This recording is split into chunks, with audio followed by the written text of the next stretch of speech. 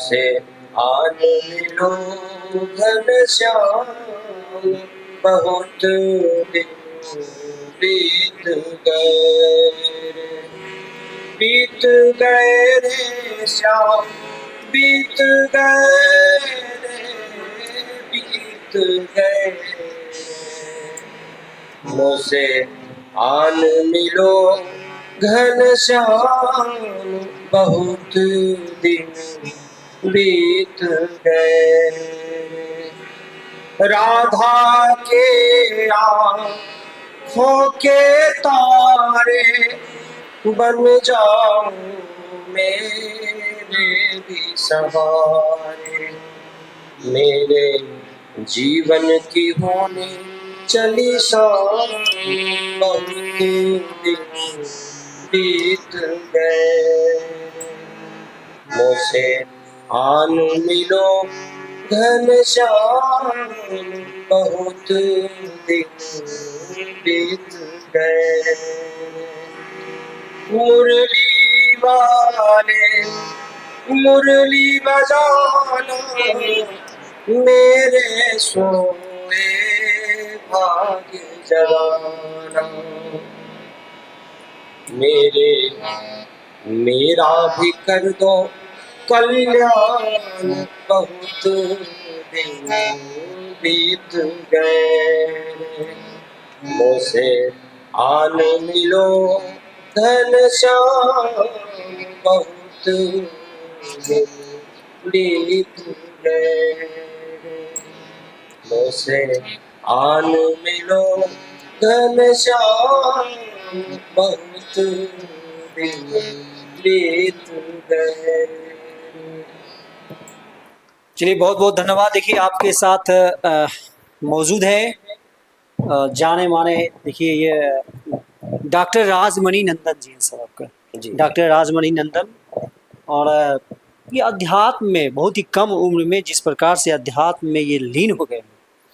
इससे पहले मैं बता दूं कि जाने माने गायक, भजन कीर्तन गायक, जाने माने हस्ती श्री मालिक यादव जी के सुपुत्र हैं। और कब ये अध्यात्म में प्रवेश कर गए, उसमें डूब गए, लोगों को जानकारी ही नहीं मिली कि राजमणि, डॉक्टर राजमणि नंदन भी इतने ये गेरुआ वस्त्र धारण करके और जिस प्रकार से ये गाना गा लेते हैं, जिस प्रकार से लगता है कि आप एकदम भगवान के भजन में डूब से जाते हैं, आपका रोआ रोआ लगता है कि उसमें डूबा हुआ है। बिल्कुल। मैं एक चीज बताना चाहूँगा, सबसे पहले तो आपके चैनल को देखने वाले जितने भी दर्शक हैं, सबों को मेरा जय गुरुदेव स्वामी। और आपने जो कहा कि कब प्रवेश कर गए, तो मैं एक चीज बता दूं कि जीवन में जब होना होता है तभी होता है। यह परमार्थ पुरुषार्थ और माता पिता का किए हुए कर्मों का जो फल होता है, उसके आधार पर लोगों का कुछ नियति लिखी जाती है। और उस नियति के आधार पर जब जिसको बदल जाना है तब उसको बदल जाना है। आप और हम उसको बदल नहीं सकते हैं।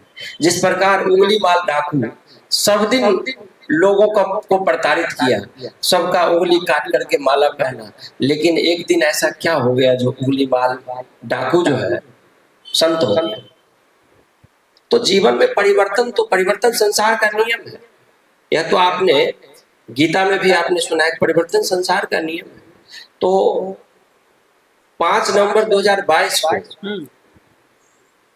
रात्रि में 3 बजे, चूंकि मैं बचपन से ही मेडिटेशन करता हूँ, बचपन से ही, और मेरा बचपन से ही खोज था कि भगवान किधर है। मैं सच कहूँ तो भगवान के ऊपर एक किताब लिखने वाला था कि संसार में भगवान नहीं होता है। मैं बहुत बड़ा नास्तिक आदमी था। सिर्फ अपने माता पिता को कुर्सी पर बैठाकर सब दिन मैंने पूजा किया। मेरे पास बहुत ऐसा वीडियो है जिस पर कि जैसे आप भगवान की पूजा करते हैं, वैसे मैं कुर्सी पे बैठा के माता पिता को फूल और जो भी अगरबत्ती जलाकर पूजा करते हैं, वही मेरे भगवान है। क्योंकि जो देता है वही देवता है, और जो नहीं देता है वो कैसा देवता। हम तो देवता को जानते ही नहीं थे। तो इसलिए आप भगवान के खोज में बचपन से लगे गए। लेकिन क्या ऐसा हुआ कि मेरी साधना पूरी हो गई 5 नवंबर 2022 को, और रात में 3 बजे जैसे ही मेरी नींद खुली और साधना पे बैठे हुए, जैसे बैठे तो मैंने देखा कि एक दिव्य दर्शन हो रहा है सामने। एक बहुत पुराना शरीर लिए एक प्रकाशमयी संत का दर्शन हो रहा है। जब आंख खुली तो मैंने देखा कि भाई ये तो बिल्कुल बिस्तर पे बैठे हुए हैं। अब जैसे आंख बंद करें तो वही दिखे। ऐसा भी नहीं कि मैं नींद में था। तो मैं जैसे ही आंख बंद किया तो मैं डर सा गया कि ये क्या हो रहा है। लगा कि कहीं मेरा बीपी तो नहीं बढ़ गया। कभी कभी लोगों को ऐसा संदेह भी होता है कि मेरी तबीयत अच्छी नहीं, लेकिन मैं अपने आप को संतुलित व्यवस्था में पाया कि मैं सब कुछ ठीक है। लेकिन आंख बंद किया तो एक आवाज आई कि डरना मत, मैं तुम्हारे बचपन से किए हुए खोज का प्रतिफल हूँ, और तुम्हारे अंदर जो चाह है उस चाह का जवाब देने के लिए, तुम्हारे अंदर जो सवाल है उस सवाल का जवाब देने के लिए मैं आया। और मैं सच कहूं तो मेरे लिए बहुत अद्भुत दिन था। रात मेरे जीवन का बदलाव का रात कहा जाए। और मैंने उनसे सवाल किया कि यह संसार क्या है और यह संसार में लोग जी रहे हैं। तो एक ही आवाज आई कि यह संसार मिथ्या है। जब आप आंख खोलकर किसी चीज को देख रहे हैं ना, तो वह सब मिथ्या है। अगर वास्तव में किसी भगवान को ढूंढना है तो अपने अंतर आत्मा में ढूंढो। और मैंने पाया, सबसे पहले तो मैं बताऊं कि भगवान को लोग ढूंढ रहे हैं, भगवान है कहाँ?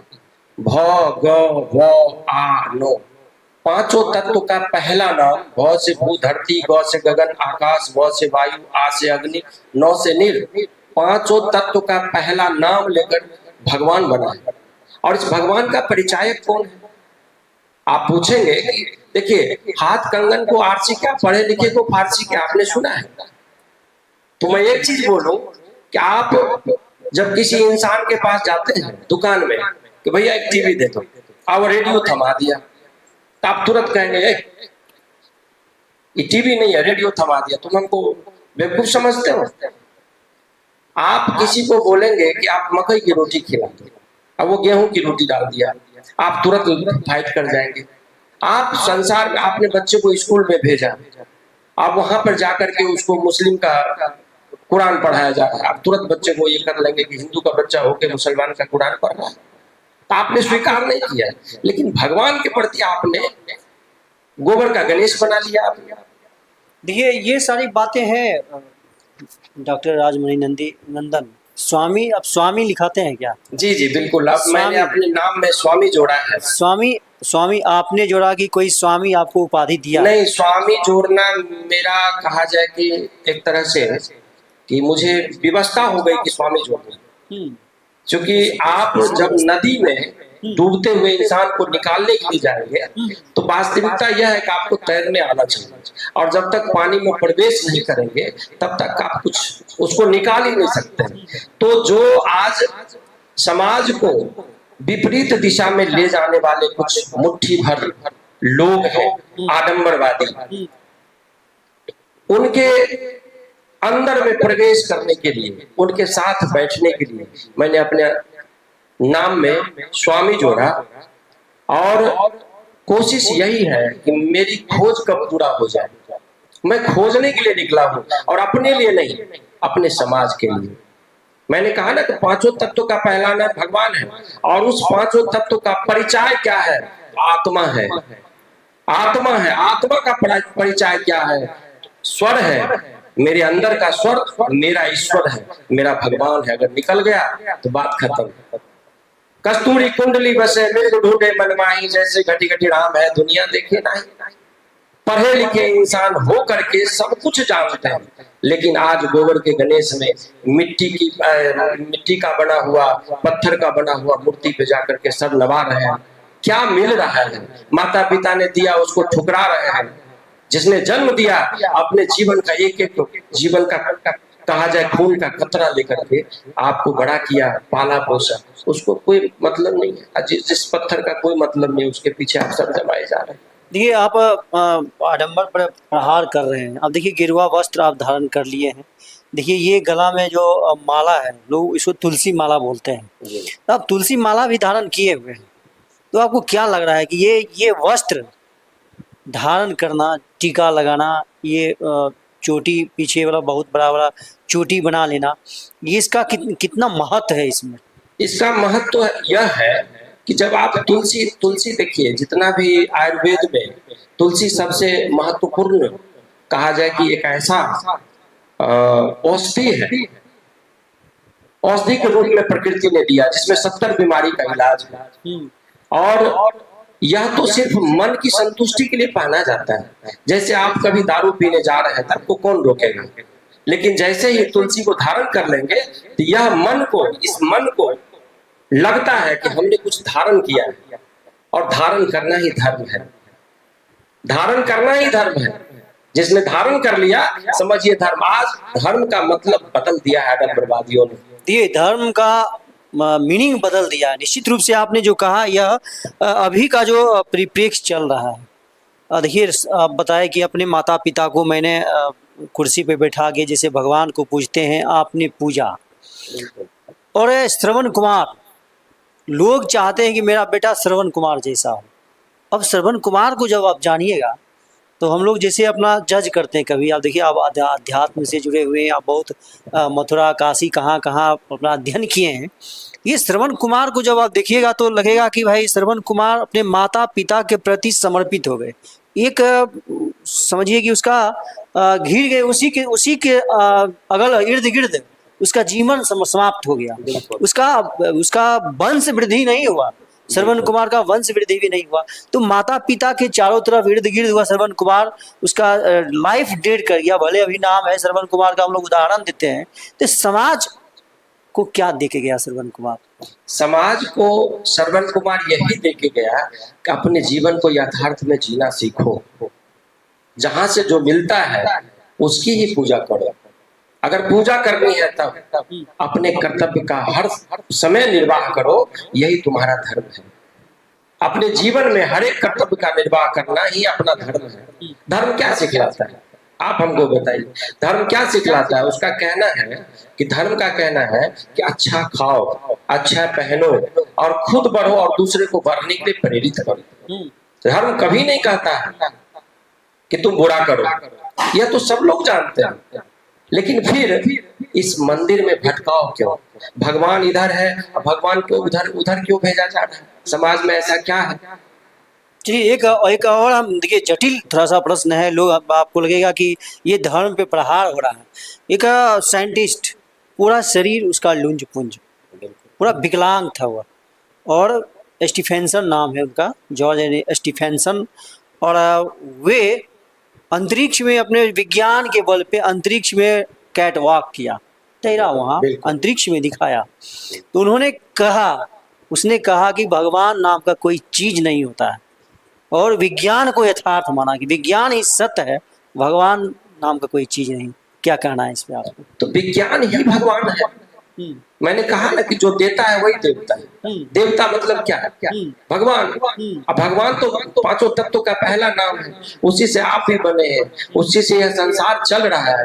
मैं पूछता हूँ, अगर किसी मंदिर से मूर्ति को हटा दिया जाए कोई दिक्कत नहीं, लेकिन सूर्य अगर प्रकाश देना बंद कर दे, हवा अपना रास्ता मोड़ ले, अग्नि जले ही नहीं, धरती मिट्टी में से उर्वरा शक्ति खत्म हो जाए, आपको लग रहा है आप जी पाएंगे? तो मैंने पहला ही शब्द कहा था, जो देता है वही देता है। इसको इंसान को गांठ बांध लेना चाहिए कि जो दिखता है वही बिकता है, लेकिन देखते कुछ है। अच्छा एक चीज देखिए, नाग की पूजा होती है हिंदू धर्म में, और वही नाग अगर बाहर आ जाए तो आप क्या करते हैं कि साइज के अनुसार, अगर एक बित्ते का हो तो आपका बेटा मार देगा, दो हाथ, अगर एक हाथ का हो जाए तो आप पूरे परिवार मिलकर मारने की कोशिश करेंगे। अगर 5 हाथ का है तो पूरा समाज को बुलाएंगे, अब 25 हाथ का होगा तो फॉरेस्टर को बुलाएंगे। क्यों? आप तो आपका भगवान है। तो ऐसे को भगवान मत मानिए जो आप तुरंत समय मारते पलट जाइए। आप मूर्ति की पूजा करते हैं और कल ऊपर से पुल पर से फेंक देते हैं।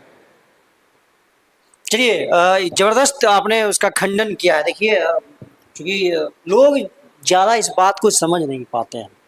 बिल्कुल, इस बात को जो है लोगों का दोष नहीं है। देखिए, ये जो पिछले वर्ग के जितने भी लोग हैं उसको 5,000 वर्षों तक दबे कुचले लोगों, अनपढ़ लोग, अनपढ़ लोग जिसको पढ़ने दिया ही नहीं गया, पढ़ने दिया ही नहीं, और उसको रोकने के लिए आडंबरवादियों ने ये व्यवस्था का प्रारूप तैयार किया, इसको कैसे फंसावे। आज भी आप हर एक मंदिर में आप जाकर देखेंगे, हर एक मंदिर के गेट पर हर एक तरफ ये क्या गौदान, वहां क्या मानदान, वहां क्या खानदान, वहां क्या पानदान। अरे दान दान करते करते तो मथुरा में दान घाटी बना दिया, दान घाट, दान घाटी। अब हाँ, वहां पर पूरे विश्व के लोग आकर दान करते हैं। भारत की बात छोड़ दीजिए, क्योंकि उसने इतना बड़ा तैयार कर लिया प्लेटफॉर्म, जाल फैला दिया कि वहां कोई भी जाकर के फंस जाएगा। देखिए एक चीज और हम कहना चाहते हैं, बराबर हम कहीं भी जाते हैं तो जो अध्यात्म के गुरु, अच्छा, मैं एक चीज कहना चाहूंगा समाज के लिए कि आप एक चीज बताएं, आप गए कहीं भी दान मतलब तीर्थ करने और वहां कहा गया कि आप गौ दान करिए, गाय का खाना जो है 1 साल का आप दे दीजिए। मैं पूछता हूँ, जो आदमी गाय का दूध बेच रहा है, गाय को खिलाता है और फिर दूध लाता है, वो 10 रुपया अगर लीटर ज्यादा मांग देता है तो आप उससे विचित्र हो जाते हैं, टूट पड़ते हैं। लेकिन वहां जाकर के आप पूरे साल के गाय का खाना दान करते हैं। मैं पूछता हूँ, उस आदमी को गाय से कोई मतलब नहीं है और आप दान करते हैं। गरीब के नाम पर अन्न दान के लिए पैसा लेता है, किसी को नहीं खिलाता है, आप वहां दान कर रहे हैं, आपका दान कहाँ जा रहा है? देखिए इस आडंबर पर फिर से हम लौट के आएंगे, उससे पहले हम आपसे जानना चाहते हैं कि आपका इस पर क्या विचार है। डॉक्टर राजमणि नंदन स्वामी जी अब जिस प्रकार से खंडन कर रहे हैं, देखिए कहीं भी गुरु महाराज का बहुत सारे हम देखते हैं कि लोग अपना, एक इंजीनियर को भी मैंने देखा कि मैं गुरु महाराज की कृपा से हम इंजीनियर बन गए हैं और अपना ज़मीन जो है रोड के बगल में करोड़ों का ज़मीन दान करके उस पर सत्संग भवन बनाया। तो मैंने कहा उसको, सुनिए, उससे कहा मैंने कि यदि यहाँ पूरे इंडिया के, पूरे भारतवर्ष के तमाम युवा आध्यात्मिक हो जाए, साधु संत हो जाए, महात्मा हो जाए सभी, और जिस प्रकार से सब लोग वस्त्र धारण करते हैं, सभी जो प्रवचन करना शुरू कर देते हैं, ग्रंथ पढ़ेंगे केवल, तो क्या लग रहा है कि यहाँ पर एक भी डॉक्टर पैदा नहीं होगा, एक इंजीनियर पैदा नहीं होगा और साइंटिस्ट पैदा नहीं होगा। तो आप ये घर जो बनाते हैं, बिल्डिंग जो बनाते हैं, तो इसका इंफ्रास्ट्रक्चर जो भी चीज़ है, आर्कियोलॉजिस्ट पैदा नहीं करेंगे तो ये मंदिर कैसे बनाइएगा? वो जो मंदिर में मूर्ति रखते हैं, वो मूर्ति को कैसे बनाइएगा? आपको लग रहा है कि इससे इस प्रवृत्ति से देश को क्षति है, युवा वर्ग को क्षति पहुंच रहा है? देखिए, युवा वर्गों के लिए तो मैं एक चीज कहना चाहूंगा कि आप अगर गीता को मानते हैं तो गीता में भी कहा गया है कि कर्म प्रधान विश्व करिराखा। तो आप कर्म नहीं करेंगे तो आपको कुछ प्राप्त नहीं होगा। ये तो मुट्ठी भर लोग, मैंने कहा ना कि आडंबरवादी, मुट्ठी भर लोग समाज को ज्ञान और विज्ञान से दूर रखना चाहते हैं, जिसके लिए वो गुरुदेव, तो ये गुरुदेव। अच्छा, गुरुदेव कौन है? आज मैं एक चीज बता रहा हूँ, मैं खोज करने के लिए निकला हूँ, मुझे तो मेरे गुरुदेव यानी निराकार ब्रह्म का दर्शन होता है। मैं आपको उसका प्रमाण दे दूंगा, आप जब चाहे ले लें हमसे।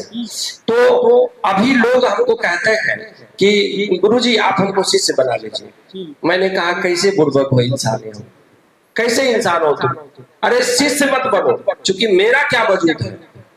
अगर तुमको शिष्य बनना है तो उस गुरुदेव का बनो, उस परमात्मा का बनो, उस निराकार ब्रह्म का बनो, उस प्रकृति का बनो। निराकार ब्रह्म मतलब क्या? जिसका कोई आकार नहीं है, और वो है प्रकृति। प्रकृति को आप जब पूजा करेंगे, अभी देखिए मैं एक चीज बताऊं कि मैं सुबह में जब पूजा करता हूँ, सूर्य का उपासक हूँ मैं, पहले बता दूं सूर्य का उपासक हूँ। और जैसे ही सूर्य की पूजा करता हूँ तो कभी मस्तक पर सूर्य बन जाता है, कभी अगर हवन करता हूँ तो हवन कुंड तैयार हो जाता है। मैं आपको तस्वीर दे सकता हूँ। तो ऐसा कब होता है? जब आप अंतरात्मा से, प्रकृति से मुंह मिला लेते हैं। ऐसे कई लोग हुए हमारे भारत देश में जो कि सिर्फ ऐसे करके ऊपर नीचे देखे और कह दिए 1 घंटे के अंदर बारिश होगी, तो बारिश हुई है। आप भी सुने होंगे। अब देखिए इस पे हम एक कटाव करते हैं, इस पे हम एक काटते हैं, बात का खंडन करते हैं। एक छोटी सी कहानी आती है कि यहाँ पर स्वामी विवेकानंद कहीं जा रहे थे, नदी किनारे बैठे हुए थे, उसको नदी से उस पार होना था, तो वहाँ इंतजार कर रहे थे, मल्लाह नाव लेके आएगा तो हम उस पार जाएंगे।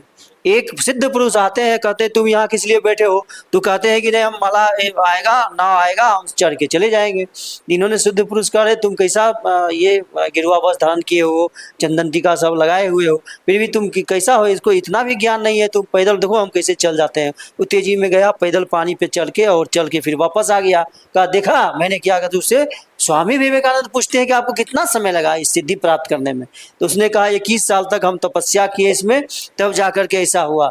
कहा देखिए हम आप 50 पैसा दे देंगे उसको, 8 आना, और मल्लाह को 8 आना दे देंगे, हम उस पार चले जाएंगे। और तुम इतना 25 साल जो लगाया है, जो 21 साल 12 साल जो भी लगे उसको, इतना दिन एक काम के लगाया, केवल नदी से पार करना है, तो इससे तुमको कि तुम्हारे समाज को तुमने क्या दिया? मैंने तो 50 पैसा दे दिया उसको, 8 आना दे दिया, एक समाज जिया, और मेरा समय भी बर्बाद नहीं, उतना में बहुत सारा समय काम निकाल लेंगे। तो ये कभी कभी जो बातें आती है कि इस पे आपको क्या करना है? देखिए वहां भी कर्म के ऊपर ही दिया गया।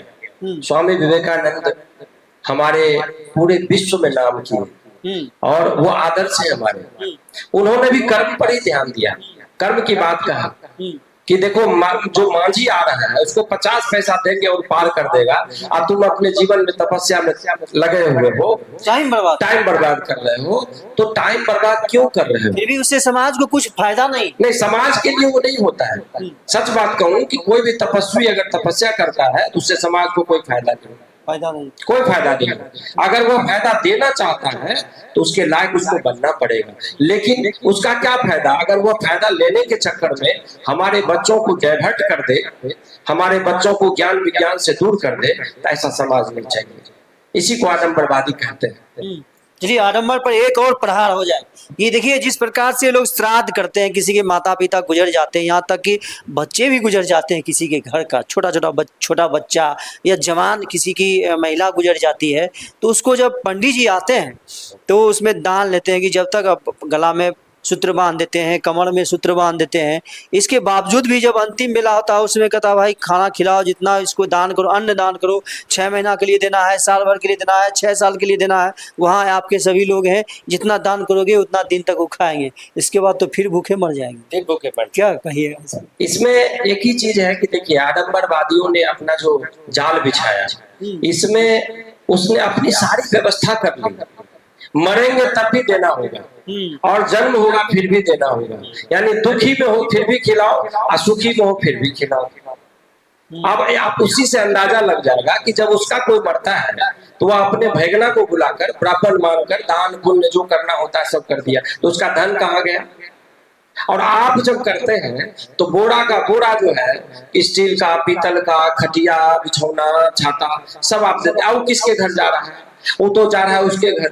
अरे जिसको मरना था वो तो मर गया, उसका शरीर जो है जल चुका है, आत्मा अपने शरीर को छोड़ चुकी है। अब उसको आप क्या खिलाइएगा? खटिया दीजिएगा, उसको आत्मा सोएगा? कभी नहीं सोएगा। यह तो वो अपना जाल में आपको फंसा लिया। सच बात यह है, मैं एक चीज कहूँ कि अगर 10 दिन में अगर कोई अपने माँ बाप का श्राद्ध करता है तो वह 10 दिन बहुत इंपॉर्टेंट है। वह 10 दिन बहुत इंपॉर्टेंट है। अपने माँ बाप के आत्मा को जैसा चाहे संतुष्ट करने के लिए वैसा कर सकता है। जीवन में जितनी भी बुराइयां उसने की है, अगर सबको छोड़ दे तो उसके माँ बाप के लिए उससे बड़ा श्राद्ध कुछ नहीं हो सकता है। बिल्कुल, तो दान पुण्य कुछ नहीं करना है। अभी एक आदमी आया था मेरे पास, उसने कहा कि महाराज जी मुझे लोग कहते हैं कि जाकर के गया में पिंड दान करो और नहीं तो तुम्हारा बहुत विकास रुक जाएगा, परेशानी होगी। तो मैंने कहा कि जब तुम्हारे माता पिता जिंदा थे तो भोजन देता था? तो बोला नहीं, तो सब भाई में लड़ाई होते रहता था, कभी वो देगा कभी वो देगा। तो बोले पिंड दान तुम्हारा कौन लेगा? जिंदा में माँ बाप को खिलाओ, सेवा करो, और वही तुम्हारा मतलब श्राद्ध वही है। श्रद्धा से श्राद्ध होता है। अगर माता पिता, अच्छा पगड़ी बंधन पे क्या है? ये पगड़ी बंधन क्या है? दायित्व का परिचायक कि माता पिता का जब आप अंतिम संस्कार कर दिए तो उसके बाद इसका दायित्व कौन लेगा? तो बड़े भाई या छोटे भाई जो भी रिस्पॉन्सिबल होते हैं उसी को पगड़ी माना जाता है। पगड़ी किसको दिया जाता है? पगड़ी का क्या मतलब होता है? पगड़ी का मतलब होता है अब इसके बाद उस घर का दायित्व कौन निर्वाह करेगा? जो आए गए कुटुंब परिवार का सेवा सम्मान करता था, संतों को देखता था, वह कौन करेगा? इसलिए उसके अंदर पगड़ी पद से सम्मानित किया जा रहा है, इसको मालिक बनाया जा रहा है, यह पगड़ी है। लेकिन आडंबरवादियों ने क्या किया, पगड़ी बंधन में सब रोना धोना शुरू कर देते हैं कि अभी जो है आत्मा गया। अरे आत्मा तो उसी दिन चला गया शरीर छोड़ के, तब तो शरीर जल गया। अब तुम कुछ भी करोगे तो उस शरीर को, उस आत्मा को तेरे इस करने से कोई फायदा नहीं, कोई फायदा नहीं। देखिए बहुत सारे बाबा होते हैं, आप भी एकदम बाबा के रूप में आए हुए हैं, तो कभी आपको लगता है कि हम इतना बढ़िया से स्वच्छ प्रवृत्ति से हम चोटी बांधते हैं, नहाते हैं, ये गला में ये माला पहनते हैं और ये वस्त्र धारण करते हैं, तो कभी लगता है कि कोई आपको छू देगा तो आप छुआ जाएंगे? लोग देखते हैं कि बहुत सेफ रहना चाहते हैं, बहुत बड़े बड़े बाबा, मैंने श्री श्री रविशंकर को भी देखा, लगेगा कि छुआ जाएगा, कोई किसी आदमी से टच करने का प्रयास नहीं करते हैं, तो उसका धर्म भ्रष्ट हो जाता है या छुआ जाते हैं। ये आप कभी सोचे हैं कभी इस पर? देखिए, इंसान से इंसान अगर छुआ जाता है तो वह कोई धर्म नहीं है। मानव से मानव छुआ ही नहीं सकता है, कभी नहीं छुआ सकता है। यह तो छुआछूत की भावना को उसी आडंबरवादियों ने बनाया है। उसने, अच्छा, मनुआ स्मृति को आपने सुना होगा। मनुआ स्मृति में क्या लिखा है कि शूद्र जो है पैर से जन्म लिया है, ब्रह्मा जी के मुख से ब्राह्मण पैदा हुआ है। हम कहते हैं कि सब माँ के गर्भ से पैदा हुआ है। आज हम पूछ देते हैं किसी आडंबरवादियों को, एक चीज बताओ कि तुम्हारे यहाँ कौन कौन मेंबर है जो कि मुंह से पैदा, ब्रह्मा जी के मुंह से पैदा हुआ है? सब बोलता है नहीं, हम तो माँ के गर्भे से पैदा हुए। तो बोले जो जो मुंह से पैदा हुआ वो तो ब्राह्मण हो गया तुम्हारे अनुसार, और जो माँ के गर्भ से हुआ तो हमरे जैसा वो भी हो गया। तो फिर छुआछूत का भावना कहां से आ गया? जहां से तुम आए वहां से हम आए, तो फिर छुआछूत की भाव। हाँ, तुम्हारा जो ब्रह्मा जी के मुख से आया होगा, अगर उसमें हम सट जाए तब बोलो कि हम छुआ गए। चलिए, बहुत बहुत धन्यवाद। देखिए हम फिर से आएंगे आपके पास, आपका जहां आश्रम है डॉक्टर राजमणि नंदन स्वामी जी, और स्वामी जी आपसे बराबर हम मिलते रहेंगे, आपका हम देखिए अब चलाते रहेंगे इनका। जिस प्रकार से बाह्य आडंबर पर इन्होंने प्रहार किया है, आपको यह अच्छा लगता है तो निश्चित इस पर कमेंट करते रहें, और जेपी न्यूज़ 23 फेसबुक पेज पर आकर इसको फॉलो करें और इस कंटेंट को ज़्यादा से ज़्यादा शेयर करें। यूट्यूब चैनल मेरा जांच पड़ताल न्यूज, आप इसको सब्सक्राइब करें। तो स्वामी जी एक बार फिर से थोड़ा भगवान के भजन में लीन हो जाए, थोड़ा दीजिए उसको।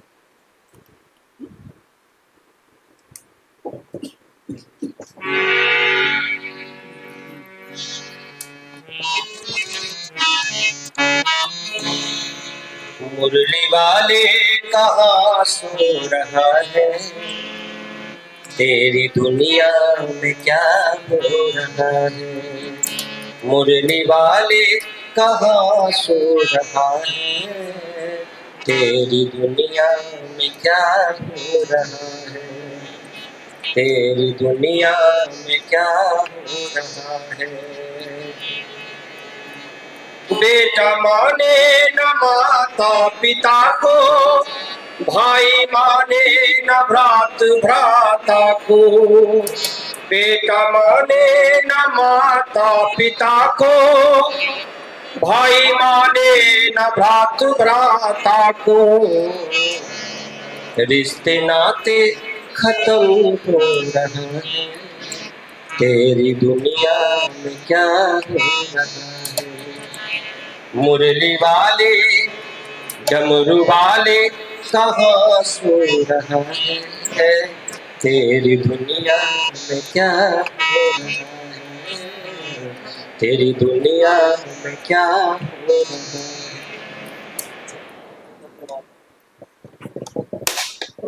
देखिए स्वामी जी, डॉक्टर राजमणि नंदन स्वामी जी, आप देखिए जिस प्रकार का वस्त्र धारण किए हैं, लोग को उम्मीद रहता है, समाज को, देश को, कि बाबा के मुख से ऐसा क्या वाणी सुन ले कि हमारा कल्याण हो जाए। तो ये तमाम सामाजिक परिवेश में नवयुवकों के लिए, माताओं के लिए, अपने पिता के लिए, समाज के लिए आपका क्या संदेश होना चाहिए? देखिए, मैं एक चीज कहना चाहूंगा कि समाज में जो भी हमारे युवा वर्ग है, बुजुर्गों की तो बात नहीं कहूंगा मैं, इसलिए कि बुजुर्ग अपना जीवन गुलामी का जीवन जी चुके हैं, और आने वाले जो कल है, अब उस गुलामी से बच्चों को निकलने के लिए सोचना पड़ेगा। और उसका एकमात्र बच्चों के पास अगर कोई शस्त्र है तो वह ज्ञान का शस्त्र है। विज्ञान का शस्त्र है। जो पढ़ेगा नहीं, जो जीवन में ज्ञान अर्जन नहीं करेगा, वह समाज में फंसता चला जाएगा। उसको कहीं भी देखिए, ज्ञान के बिना मानव पशु के समान होता है, आप भी जानते हैं। और तो ज्ञान के बिना आगे बढ़ ही नहीं सकता है। और इसी चीज का दुख है हमको। आपको लग रहा होगा कि आज मैं बताऊं कि एक मथुरा में, वृंदावन में एक प्रेमानंद महाराज है। इनके बारे में लोगों ने कहा कि ये तो बहुत यशस्वी पुरुष हैं, ये बहुत बड़े ऐसे आ गए हैं जो सनातन को कहां से कहां पहुंचा दिए। तो मैं एक चीज कहना चाहूंगा, मैं किसी का अपमान नहीं करना चाहता, लेकिन अपने समाज को कहना चाहता हूं कि वह तुम्हारा नहीं है। अरे उन्होंने तो राधे राधे राधे का नाम जाप किया। जिस राधे का नाम, राधा का नाम ना ही महाभारत में है, ना ही किसी पुराण में है, कहीं नहीं है, लेकिन उन्होंने पैदा कर दिया। और एक चीज याद रखना मेरे बच्चों, उन्होंने अपने पूरे जीवन में सब कुछ तो कहा, लेकिन यह कभी नहीं कहा कि जो बच्चे पढ़ाई नहीं करते हो स्कूल जाओ, जो भी पिछड़े वर्ग के लोग हो अपने बच्चों को पढ़ाओ। ज्ञान की बात कोई नहीं करता। एक आडंबरवादियों ने हमसे कहा कि जब से ये प्रेमानंद महाराज आए हैं, धीरेन्द्र शास्त्री आया है, तब से हम लोग में जान आ गया। देखिए, यह इसलिए कहा उसने देखा मेरा ये वस्त्र, और ये देखा मेरा पीछे का चोटी, उसको लगा ये मेरा ही आदमी है और मुझे इसी का फायदा मिलता है। और उसने कहा कि ये सबने तो उद्धार कर दिया, जो मेरा दिया बुझ रहा था उसको फिर से जला दिया। और सच बात यह है कि वह उसका दिया जलाया है, आपके घर के दिए को बुझाने के लिए यह आया है। इसलिए उस पर मत जाओ। मेरा एक चीज कहना है कि स्कूल में जाकर के राधे राधे राधे राधे जीवन भर जपते रहोगे, कोई कलेक्टर इंजीनियर पैदा नहीं होगा समाज में। अगर समाज को बदलना है तो ज्ञान की बात करो, शिक्षा के तरफ अपना मुख आगे करो, और घर घर से बच्चे को निकालिए, आप बच्चे को पढ़ाइए। आपके पास मात्र एक हथियार है जिससे आप आतंकवादियों से लड़ने के साथ साथ अपने पूरे देश की रक्षा कर सकते हैं। क्योंकि यह जाल इतना बड़ा है कि आप उस जाल से 100 वर्षों तक भी निकल पाएंगे, ऐसा कहना मुश्किल है। इसलिए पहेलिया आया जाल बिछाया, जाल में फंसना नहीं, ऐसा नहीं करना है। बच्चे को सबसे बड़ी चीज है, जमीन बेचकर, शरीर का कपड़ा बेचकर शिक्षा दीजिए। मैं कह रहा हूँ, यह कोई धीरेन्द्र शास्त्री, प्रेमानंद महाराज और जितना भी कथावाचक है, सब तो समाज को आडंबर की तरफ धकेल रहा है, कभी नहीं कहेगा। इसलिए मैं हाथ जोड़कर निवेदन करता हूँ कि आप अपने बच्चे को पढ़ाइए, पढ़ाइए और पढ़ाइए, तभी आपका जीवन सफल होगा, तभी आप आडंबर के खेल से निकल पाएंगे, तभी आप नया समाज बना सकते हैं। ये देखिए, कोई भी बाबा इस प्रकार की बात नहीं करते। सभी बाबा जो है एकदम चाहते हैं कि सभी मेरे इर्द गिर्द घूमते रहे और मैं जो कहूँ उसको समझते रहे। आडंबर की ओर झुकाव ज्यादा करवाते हैं, पढ़ने लिखने की बातें नहीं करते हैं। तो एकदम मिलते रहिए स्वामी डॉक्टर राजमणि नंदन जी से, और जब भी जरूरी पड़े तो संपर्क कर सकते हैं। इस प्रकार का प्रवचन करते ही रहते हैं और मथुरा से। और मैं एक चीज कहूँ कि समाज को अगर मेरी जरूरत हो, जहां भी कोई लगता है कि समाज विक्षिप्त है, आज मेरे बच्चे बहुत ज्यादा डिप्रेशन में जा रहे हैं, लगता है कि समाज को मेरी जरूरत है, आप जब बुलाइए मैं हाजिर हूँ। समाज को जरूर मार्गदर्शन के लिए, आप ही के लिए मैं खोज में निकला हूँ। अगर मैं समाज के लिए कुछ कर सका तो मैं अपने जीवन को धन्य समझूंगा। बहुत बहुत